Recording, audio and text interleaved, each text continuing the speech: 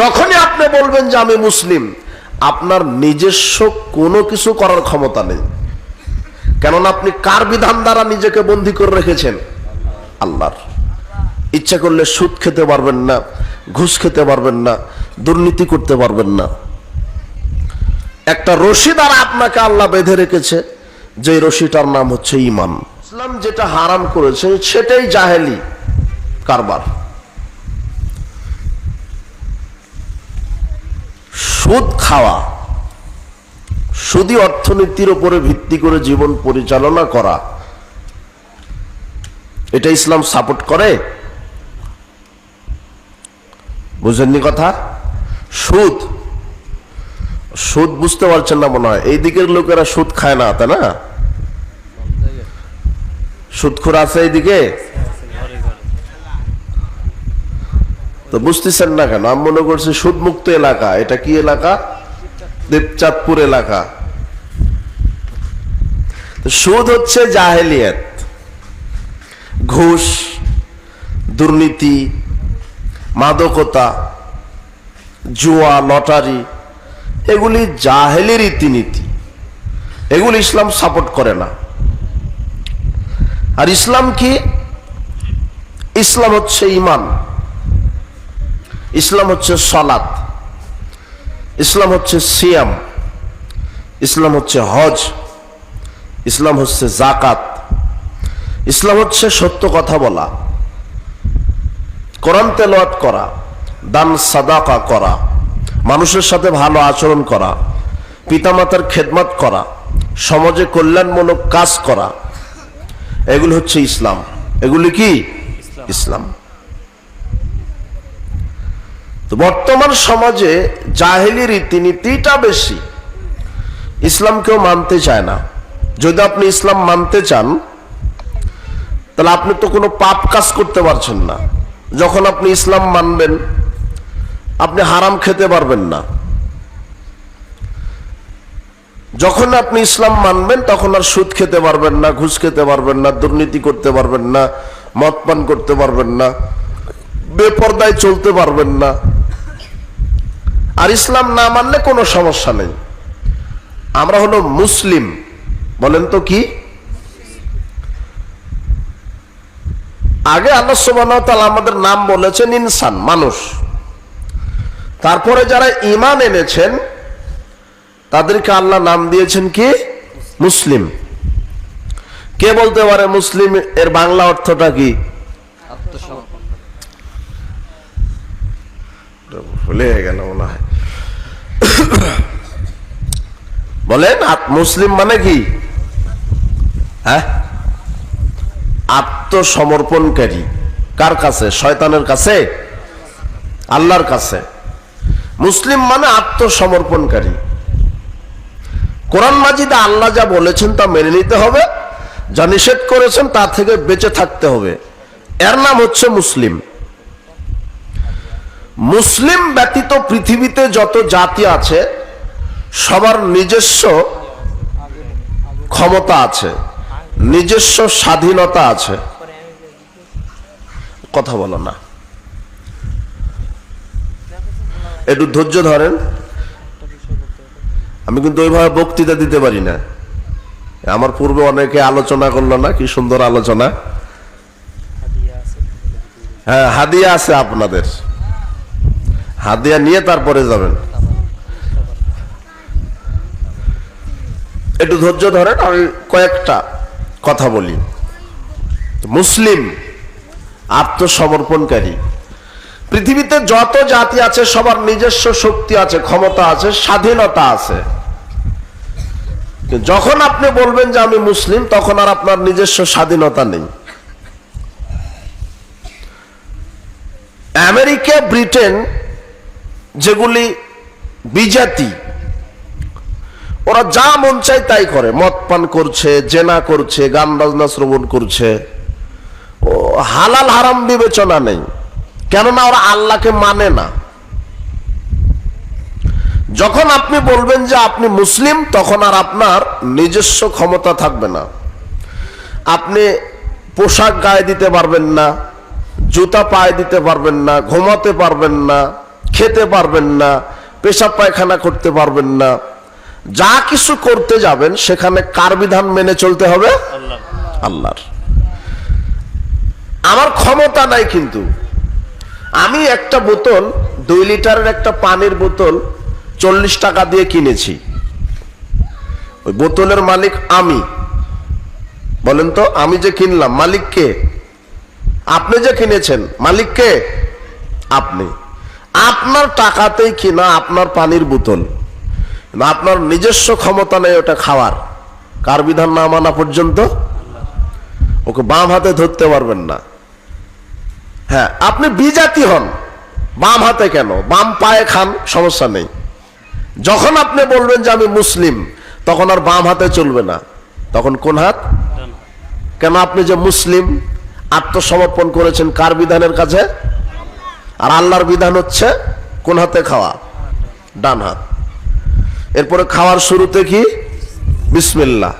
খাওয়া শেষ করে আলহামদুলিল্লাহ। তাহলে এগুলি হচ্ছে আল্লাহর বিধান। তো যারা বিজাতি তারা কি এটা মানে?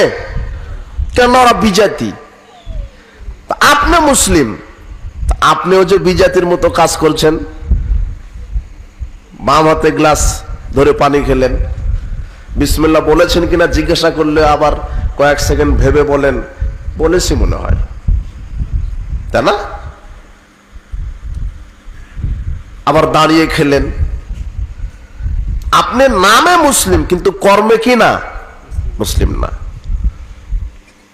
যখন আপনি বলবেন আমি মুসলিম, নিজস্ব কিছু করার ক্ষমতা নেই আপনার।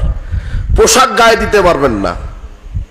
মুহাম্মদ সাল্লাল্লাহু আলাইহি ওয়াসাল্লাম বলছেন, যখন তোমার পোশাক গায়ে দিবে তখন এই দোয়াটা পড়ো, আলহামদুলিল্লাহিল্লাযী কাসানি হাযা ওয়া রাযাকানিহি মিন গায়রি হাওলিন মিন্নি ওয়ালা কুওয়া। সমস্ত প্রশংসা সেই আল্লাহর, যিনি এই পোশাক গায়ে দেওয়ার ক্ষমতা আমাকে দিলেন। আল্লাহ ছাড়া এই ক্ষমতা আমার ছিল না। এটা পোশাক গায়ে দেওয়ার দোয়া। আপনি জুতাটা পায়ে দিতে পারবেন না।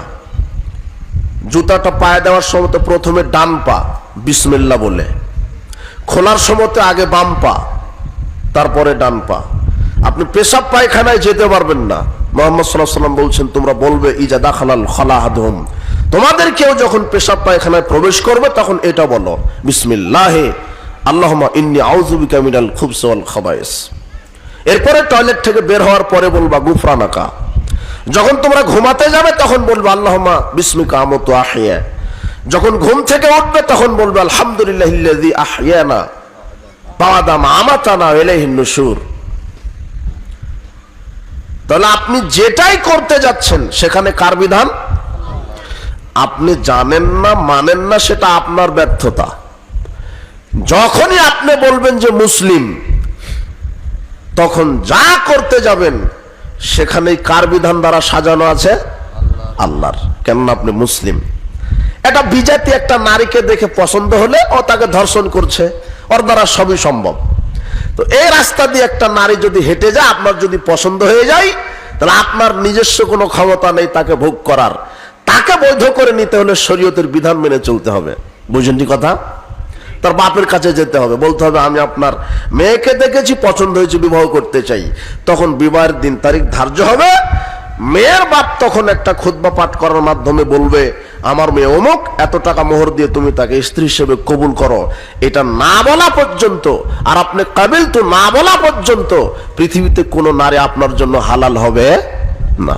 আর বিজাতিদের এটা লাগে না, এটা পছন্দ হচ্ছে, ধর্ষণ করে দিচ্ছে। বুঝতে পারেননি কথা? যখনই আপনি বলবেন যে আমি মুসলিম, আপনার নিজস্ব কোনো কিছু করার ক্ষমতা নেই। কেননা আপনি কার বিধান দ্বারা নিজেকে বন্দী করে রেখেছেন? আল্লাহর। ইচ্ছা করলে সুদ খেতে পারবেন না, ঘুষ খেতে পারবেন না, দুর্নীতি করতে পারবেন না। একটা রশি দ্বারা আপনাকে আল্লাহ বেঁধে রেখেছে, যে রশিটার নাম হচ্ছে ঈমান। বলছিলাম কি বিষয়টা বক্তব্যের? ইলমে দ্বীন শিক্ষার গুরুত্ব। এই যে দুটো বাচ্চা সূরা কাউসার তেলাওয়াত করলো, সূরা ফাতিহা পাঠ করলো সবাই, এরা হচ্ছে কোরআন শিখলো। ছেলে মেয়েকে কোরআন শিক্ষা দিতে হবে, আকাশের নিচে জমিনের উপরে কোরআন সুন্নাহর বিদ্যার উপরে কোনো বিদ্যা নেই।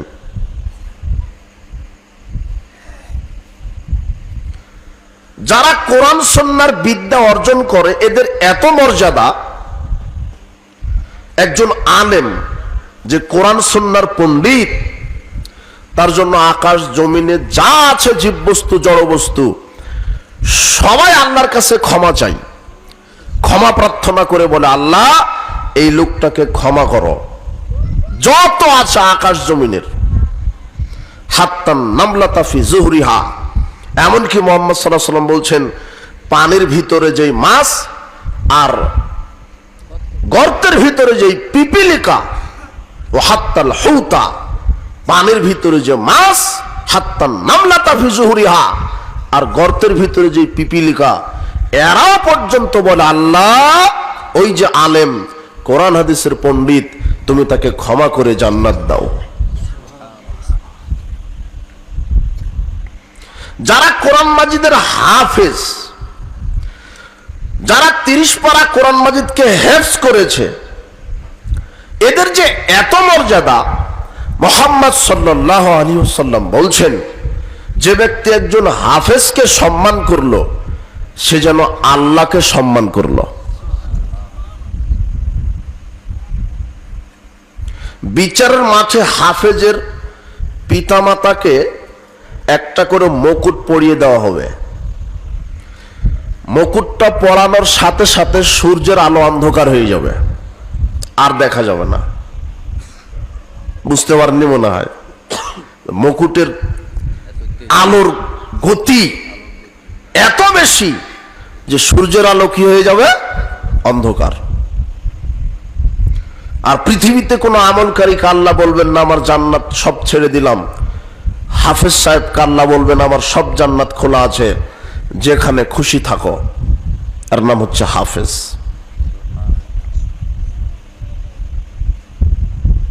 তাহলে আপনার ছেলেকে কোরআন শিক্ষা দেন, হাদিস শিক্ষা দেন। আপনার ছেলেকে কি শিক্ষা দিচ্ছেন একটু কি ভেবেছেন? যে ছেলে মেয়েকে যেটা শিক্ষা দিচ্ছেন ওকে কি শিক্ষা দিচ্ছেন? ও কি আপনার মৃত্যুবরণ করার পরে বলতে পারবে রব্বির হামহুমা কামা রব্বায়ানি সগীরা, আল্লাহ মাগফিরলি হাইয়িনা ওয়া মাইয়িতিনা ওয়া শাহিদিনা ওয়া গায়বিনা ওয়া সগীরিনা ওয়া কবীরিনা? এটা কি বলতে পারবে? আল্লাহ মাগফির লাহু ওয়ারহামহু ওয়া আফু ওয়াফু আনহু ওয়া আকরিম নুজুলাহু ওয়া সি'ম মাদখালাহু ওয়াগসিলহু বিল মাই ওয়াস সালজি ওয়াল বারাদ ওয়া নাক্কিহি মিনাল খাতায়া কামা ওয়া নাক্কাস সাওবুল আবিয়াজু মিনাদ দানাস ওয়া আবদিলহু দারান খায়রাম মিন দারিহি ওয়া আহলান খায়রাম মিন আহলিহি ওয়া যাওজান খায়রাম মিন যাওজিহি ওয়া আদখিলহুল জান্নাহ ওয়া আইযু মিন আযাবিল কবর ওয়া মিন আযাবিন নার। এভাবে কি বলতে পারবে? এভাবে যদি বলতে পারে আপনার সন্তান পৃথিবীতে, আপনি মারা গেছেন, আল্লাহ আপনাকে জান্নাতে বিভিন্ন মর্যাদা দিবেন, আপনার থাকার জায়গা স্তর বাড়িয়ে দিবেন। আল্লাহ বলবেন যে এগুলি তোমাদের, এত মর্যাদার যত দেখছো সব তোমাদের। তখন আপনি অবাক হয়ে বলবেন আন্নালি হাজি, এত মর্যাদা আমাদের? আমরা তো এত আমল করিনি, আমরা এত আমল তো করিনি, এত মর্যাদা আমাদের? আমরা তো এত আমল করিনি, এত মর্যাদা আমাদের? তখন আল্লাহ বলবেন বিস্তিগফার ওয়ালাদিকা লাক, ওই যে তোমাদের দুনিয়াতে রেখে আসা সৎ ছেলে মেয়ে, সৎ সন্তান, হাফেজ আলেম, যাদেরকে আপনারা কোরআন সুন্নাহ শিক্ষা দিয়েছিলেন, ওই সৎ সন্তানেরা তোমাদের জন্য দোয়া করেছিল, তাদের দোয়ার বদৌলতে আমি আল্লাহ তোমাদের জান্নাতে মর্যাদা বাড়িয়ে দিয়েছি। তাহলে এই সন্তান রেখে এসেছেন, এই সন্তান কি তৈরি করছেন, এই সৎ সন্তানকে আপনি গড়ার জন্য চেষ্টা করছেন।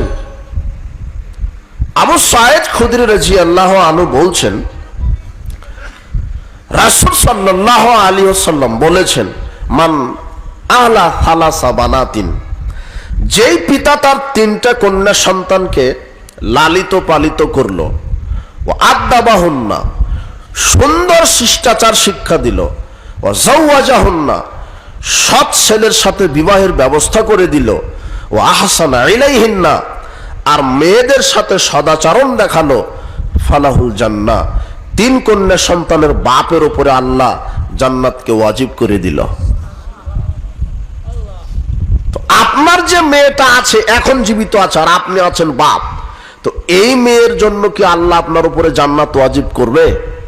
যে মেয়েটাকে ওযুই শিখাননি আপনি, যে মেয়েটা আজানের পরে সালাতে আদায় করে না, যে মেয়েটাকে বোরখা পড়তে বললে আপনার মেয়েটা বলে আব্বু বোরখা পড়তেই শরম করে, ওকে বোরখা পড়তেই শরম করে, আর ল্যাংটায় ঘুরলে কোনো লজ্জা হয় না, এমন মেয়েটা আপনার।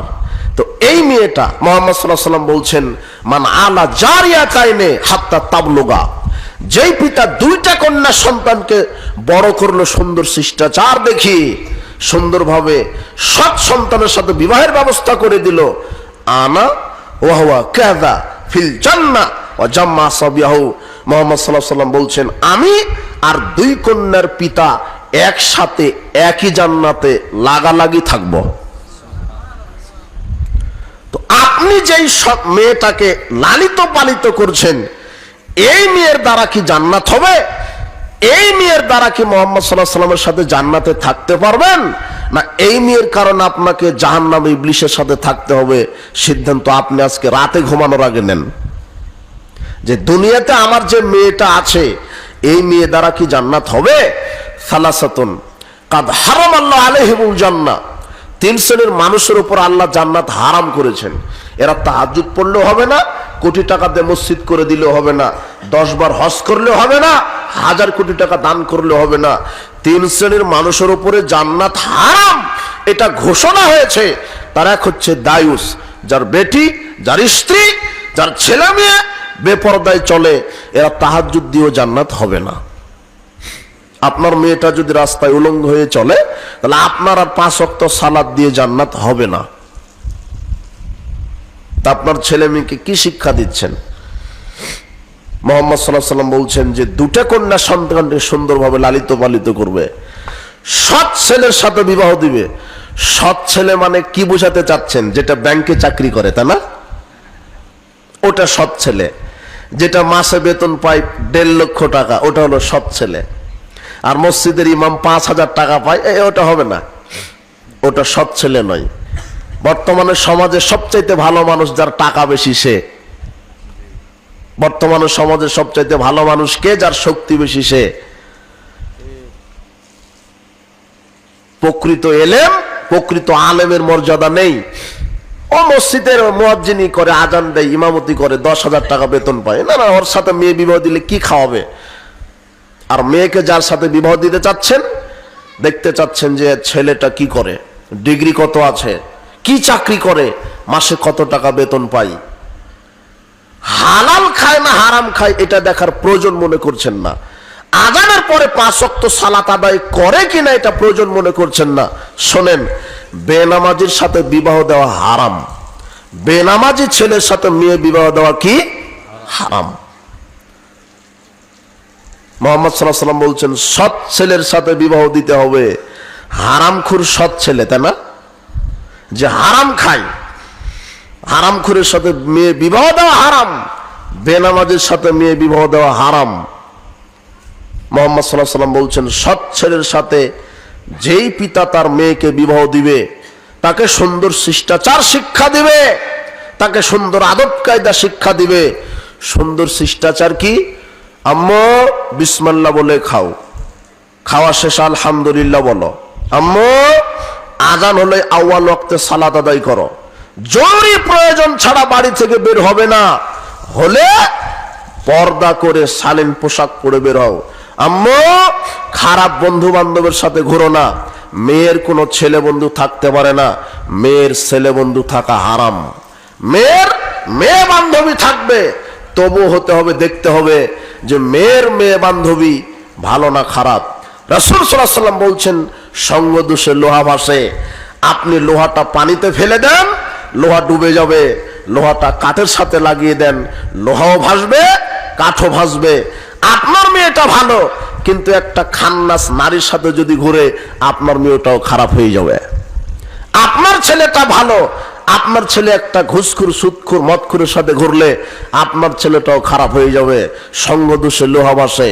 এই জন্য বলছি যে আপনার ছেলে মেয়ে কোথায় কি করে একটু তদন্ত করেন। মেয়েকে কিভাবে শিষ্টাচার শিক্ষা দিবেন?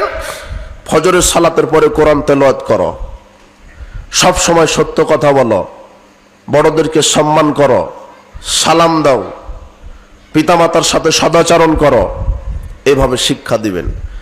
আপনি যদি আপনার ছেলে মেয়েকে বলেন এই 5 ওয়াক্ত সালাত আদায় করো, ফজরের পরে কোরআন তেলাওয়াত করো, বিসমিল্লাহ বলে খাও, খাওয়া শেষে আলহামদুলিল্লাহ বলো, আপনি যে শিক্ষা দিলেন আপনার ছেলে মেয়ে যত ইবাদত করবে তার সমপরিমাণ নাকি আপনিও পেতে থাকবেন। তো আপনি এই ছেলে মেয়েকে তৈরি করেন, আপনি এই ছেলে মেয়েকে তৈরি করেন যেই ছেলে মেয়ে কোরআন হাদিস জানবে, আলেম হবে, হাফেজ হবে। যেই ছেলে মেয়ে আজানের পরে সালাত ত্যাগ করবে না, যেই ছেলে মেয়ে কোনোদিন মাদক সেবন করবে না, এমন ছেলে আপনি শিক্ষা দিচ্ছেন ছেলেকে। যখন আমাদের সাথে দেখা হয় তখন আপনি গর্ব করেন, আকবর বিন আবেদ সাহেব, এই যে আমার ছেলেটা 10 বছর বয়স, দেখেন আপনি ধরেন কি ধরতে চাচ্ছেন, ইংরেজি সবই পারে, গুড মানে কি, মর্নিং মানে কি, টাইগার মানে কি, দেখেন একটাও আটকাতে পারবেন না। মোবাইলের সব ফাংশন শিখেছে আমার ছেলেটা, কম্পিউটার জানে, ব্রাউজিং জানে, ইন্টারনেট জানে, সবই জানে। আমার ছেলেটা একেবারে সব দিকে স্কলার। আব্বু আব্বু এটাই হলো আকবর বিন আবেদ, ওই জন্য এটা বক্তব্য শোনো, একটু সালাম দাও সালাম দাও। তখন আপনার ছেলেটা আমাকে বাম হাত আগিয়ে দিচ্ছে। বলেন তো কোন হাত? বাম হাত। ছেলে সবই জানে, ছেলেকে সালাম শিক্ষা দেননি, এর চাইতে অযোগ্য পিতা আর কে হতে পারে? ছেলেকে সবই শিক্ষা দিলেন, ছেলে কি দিতে শিখেনি এখনো? সালাম। আর আপনাকে যদি বলি আপনি আমাকে দেন তো, তখন আপনি বলছেন সালাম আলাইকুম। মানে বাপ বেটা সবাই অশিক্ষিত, এমনিতেই ঢং, এমনিতেই হুজুর দেখলে ভালোবাসা উপচে পড়ে, কিন্তু ভিতরে কিছু নাই। তো ছেলে মেয়েকে কি শিক্ষা দিচ্ছেন আপনি? আপনি গর্ব করছেন আপনার এই যে গজমতখালি পাহাড়ে 1 কাপ চা খেতে খেতে গর্ব করছেন ছেলে একটা হয়েছে আমার বিশেষ ক্যাডার, ছেলে একটা হয়েছে আইনজীবী, ছেলে একটা হয়েছে র্যাব, মেয়ে একটা হয়েছে ডানা কাটা পরি, রাস্তা দিয়ে হাঁটলে ছেলে মেয়ে লাইন ধরে, এভাবে গর্ব করছেন আপনি। মেয়ে একটা হয়েছে রাজশাহী বিশ্ববিদ্যালয়ে পড়ে, ছেলে একটা হয়েছে সচিব, মাসে 6 লক্ষ টাকা ইনকাম করে, ছেলে একটা হয়েছে ইঞ্জিনিয়ার, মাসে 12 লক্ষ টাকা ইনকাম করে, ছেলে একটা হয়েছে ব্যাংকে চাকরি করে, মাসে 1.5 লক্ষ টাকা বেতন পায়। এভাবে গর্ব করছেন, কিন্তু ওর লজ্জা হচ্ছে না যে ছেলে মেয়ে একটাও সালাত আদায় করে না। বুঝেননি কথা? ওর লজ্জা হয় না যে তারা ওযুই শিখেনি, ওর লজ্জা হয় না যে তারা জানাজার দোয়াটাই জানে না, লজ্জা হয় না ছেলে মেয়েকে সূরা ফাতিহা শুদ্ধ করে শিখায়নি, এই জন্য লজ্জা হয় না। ও গর্ব করছে মাসে 1.5 লক্ষ টাকা ইনকাম। আর আপনার মাস্টার শিক্ষক হাই স্কুল প্রাইমারিতে চাকরি করে, ও মনে করে যে আমি কি হয়ে গেলাম। এটা ভ্যান চালক মাসে 40,000 টাকা ইনকাম করে। আপনি অর্থের, দম্ভের, ক্ষমতার বড়াই দেখাবেন না, আপনি এভাবে গর্ব করেন না। বিশেষ ক্যাডার, 1.5 লক্ষ টাকা বেতন পাই, ব্যাংকে চাকরি করে, 1.5 লক্ষ টাকা বেতন পাই। ব্যাংকে চাকরি করা খারাপ নয়, সুদী ব্যাংকে চাকরি করা হারাম। সুদী ব্যাংকে চাকরি করা হারাম। বাংলাদেশে তো সুদী ব্যাংক নাই, তাই না? হ্যাঁ, সবই। আচ্ছা, সুদী ব্যাংকে চাকরি করার চাইতে ভিক্ষা করে খাওয়া ভালো। ভিক্ষা করে খেলে ইবাদত কবুল হবে, সুদী ব্যাংকে চাকরি করে বেতন উঠিয়ে ওই বেতন দিয়ে ভাত চাউল কিনে খেয়ে ইবাদত কবুল হবে না। আমার বহু বক্তব্য, বহুবার একটা কথা বলা আছে যে এই খুঁটিকে আমি বলেছি এই সুদী ব্যাংকে চাকরি করে, এ মাসে 1.5 লক্ষ টাকা ইনকাম করে, আর এই খুঁটিটা মাসে ভিক্ষা করে 30,000 টাকা ইনকাম করে। এর 1.5 লক্ষ টাকা দিয়ে দুধ দিয়ে সারি খেয়ে সিয়াম রাখবে, এর সিয়াম কবুল হবে না। আরে 30,000 টাকা দিয়ে দুধ কিনে সারি খেয়ে সিয়াম রাখবে, এর সিয়াম কবুল হবে। বলেন তো এটা কেন কবুল হচ্ছে না? এ হলো হারামখোর, আর এ হলো হালালখোর। পৃথিবীতে দুইটা প্রাণী আছে যাদের জন্য দোয়া করা হারাম। কয়টা প্রাণী? দুই শ্রেণীর মানুষ। পৃথিবীতে দুই শ্রেণীর মানুষ আছে যাদের জন্য দোয়া করা হারাম। এক হচ্ছে হারামখোর, আর এক হচ্ছে বেপর্দা নারী, পতিতালয়ের নারী। এদের জন্য দোয়া করা হারাম। মনে হচ্ছে যে একটু অমনোযোগী হয়ে গেলেন, এখনো ধৈর্য হারা হয়ে গেলেন কেন? একটু আমি শেষ করে দিব। তো আমি তো আপনার অমনোযোগিতা চাচ্ছি না। কয় শ্রেণীর লোকের জন্য দোয়া করা হারাম? দুই শ্রেণী। একটা হচ্ছে হারামখোর, আর এক হচ্ছে পতিতালয়ের নারী। এদের জন্য দোয়া করা হারাম, এদেরকে অভিশাপ দিতে হবে। এদের জন্য দোয়া করা জায়েজ নয়। একটা দোয়া চলতে পারে, আল্লাহ হেদায়েত দান করো, এটা চলতে পারে। এছাড়া বলতে পারবেন না তাকে ক্ষমা করো, তাকে রুজি দাও, তাকে সুস্থতা দান করো, তার পাপ ক্ষমা করো, তার বালা মুসিবত দূর করো। এইভাবে দোয়া করা হারাম। বলেন তো কয় শ্রেণী? দুই শ্রেণী। এক হারামখোর, দুই পতিতালয়ের নারী। হারামখোর কে? যে সুদখোর, যে ঘুষখোর, যে দুর্নীতিবাজ, যে মদখোর, এ হলো হারামখোর। যে জুয়া খেলে,